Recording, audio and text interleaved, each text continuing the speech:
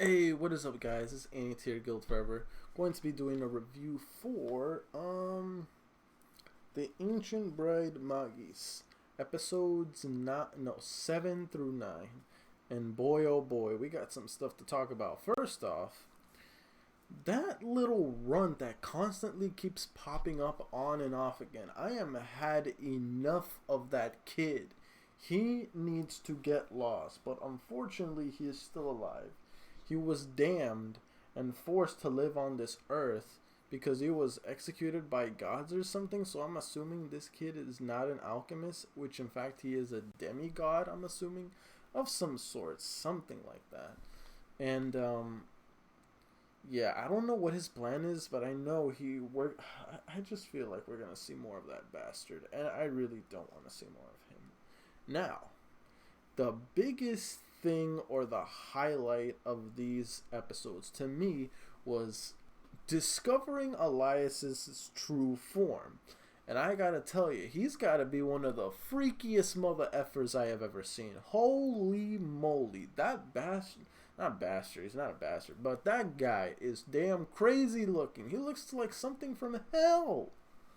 Like, golly. I mean, he already looked kind of freaky before with the skeleton head, but in his true form, he looks like something out of like some from Hell's Kitchen or something. Like, the fudge. Well, we got to see his true form, and yeah, I see why he's called the monster. He represents it, but at the same time, as like, it's funny because that kid calls him a monster when between the two of them, the kid is more of a monster than Elias. Elias looks like one physically, but internally he's a good person. This kid is the real monster underneath the skin. Now, it's starting to look like, based on what even Ruth, Alice's new familiar, said, that she's slowly starting to discover or develop more I noticed, like, she's starting to peel the layers of herself more and more. She's starting to show signs that she actually deeply cares for Elias. Of course, probably loves him, which is good because he wanted to make her his bride. And as much as it was kind of out of nowhere, I'm glad that she's low-key starting to find herself. Angelica. Boy oh boy, Angelica. I tell you, Angelica needs to chill. She has been trying over and over, well, not over and over, but she's basically like getting on, what's it's called?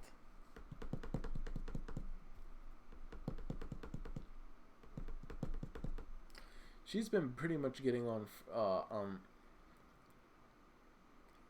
Chise. I don't know why I was having trouble finding the name out. Chise. She was getting on Chise's case about, have her having a proper education, going to school, so on and so forth. I'm like, woman, yo, she just, how long has it been since she settled into her new home? A few weeks, hell, maybe a few months at best. She is still coping with the fact that she is now in a new home. She's apparently expected to be an apprentice for a mage. And then she's having to go through the thought that she's a slaybaggy, which means she consumes a lot of magic, which is amazing, but her body can't take it. And she only has a certain amount of time to live. So in that time, Elias is trying to make sure, or he will find a way to make sure she does not die.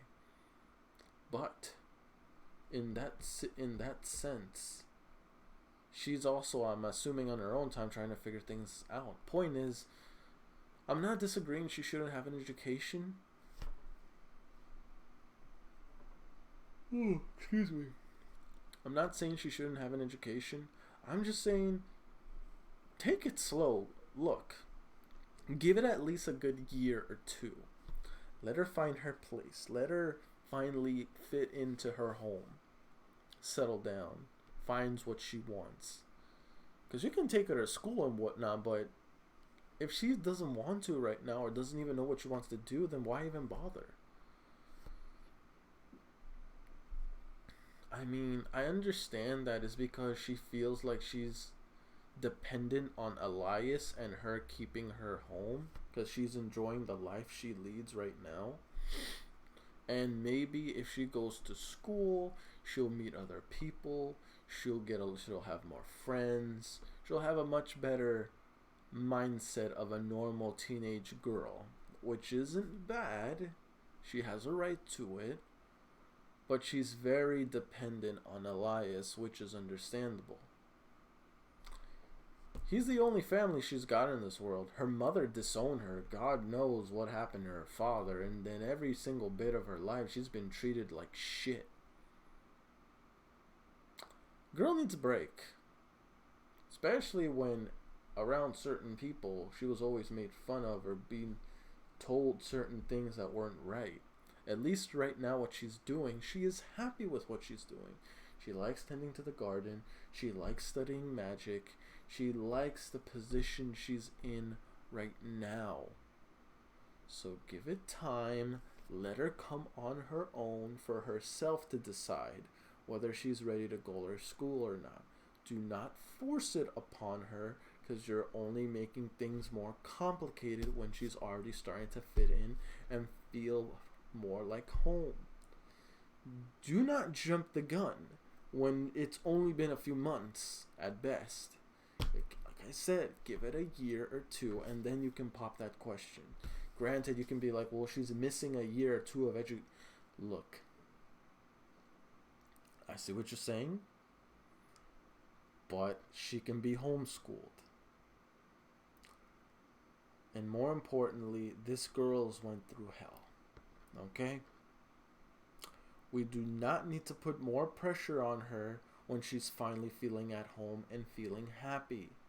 Stop trending on very, very, very light waters. Give it time. When she's ready, she will come out and decide for herself if she wants. If she comes out and say, I want to go to school, no problem. Let's make it happen. Boom. You didn't pressure her. Nothing happened. It came out of her own accord. Do not press the matter. So that's why, in my opinion, Angelica needs to chill. Let her decide if she wants to go to school or not. If she doesn't want to go to school, do not press on it. Leave it as it is. She will decide if she wants to or not. She has the right to that after everything she went through. I really like how Ruth is making himself at home too. Freaking marking, sniffing everything out, marking his scent on everywhere. The basic inner instincts of a dog. And like I said, if he starts sniffing up on other dogs, then yeah, you a straight up dog. You a dog.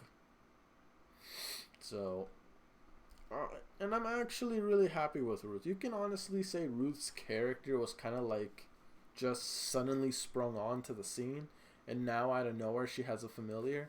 I mean, I feel like, well, yeah, it was a little quick pace. We did got to understand his situation and his history.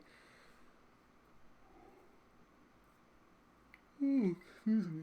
But maybe the story decided to bring in Ruth right now due to the fact that maybe Chise may be facing other obstacles greater than what she's had so far. And Elias can't be there 24/7. He can try, but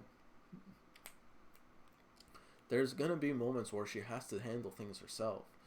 But as long as her familiar is with her, which is Ruth, she'll be fine.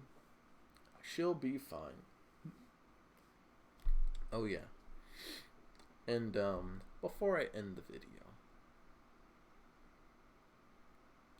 when are we gonna see Miss Silver talk? Because I haven't heard that woman talking the whole damn time. Most of I heard is maybe her hum or chuckle or something. Speak words, woman. I want more from you than just a simple housewife. I'm just saying. But yeah, that's it for me, guys. Don't forget to like, comment, sub if you haven't already. Really motivates me to put more content out there for you guys as my guildmates.